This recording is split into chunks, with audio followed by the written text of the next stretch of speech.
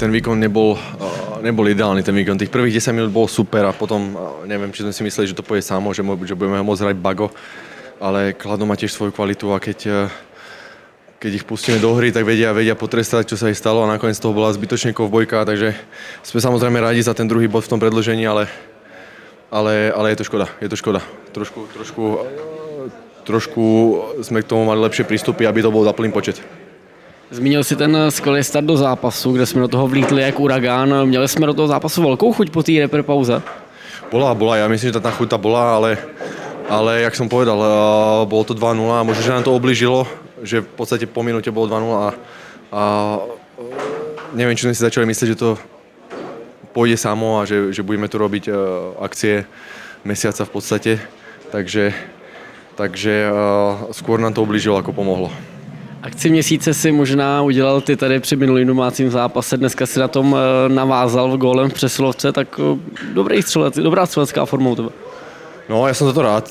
Samozrejme, v tomto zložení presilovkovom sme teraz hrali prvýkrát, takže sme radi, že sme sa dokázali presadiť, aj tie šance sme si tam potom vytvárali, takže vyšlo to na mňa, smejky, chalani to perfektne spravili, smejky, clona pred branou, nejak to prešlo, myslím, že teplomer alebo k tyčke, ale dôležité je, že sme si dokázali pomôcť tou presilovkou a to je dôležité.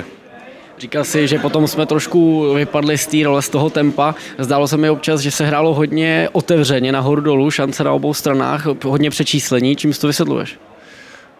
Neviem. Nebolo to v pláne, nemalo by sa to stávať, ale stalo sa, musíme sa z toho zasa poučiť, tie zlé veci si musíme ukázať na videu a trošku si to vysvetliť, aby sa to v podstate nestávalo, lebo nechceme taký hurá hokej, tak to bol taký hokej, čo sa hrá na začiatku sezóny, takže možno za to mohla aj tá pauza, ale jak som povedal, chvála Bohu, že sme vyhrali aj aspoň za tie 2 body a ideme ďalej. Je to už 12. domácí výhra v řadě, tak tady se dá říct můj dům, můj hrad, tak se říká.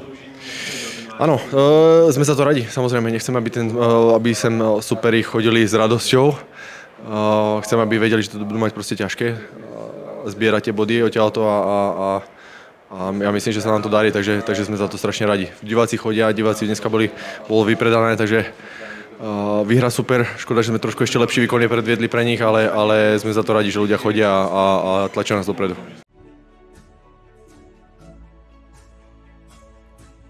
Developerská společnost D+D Real.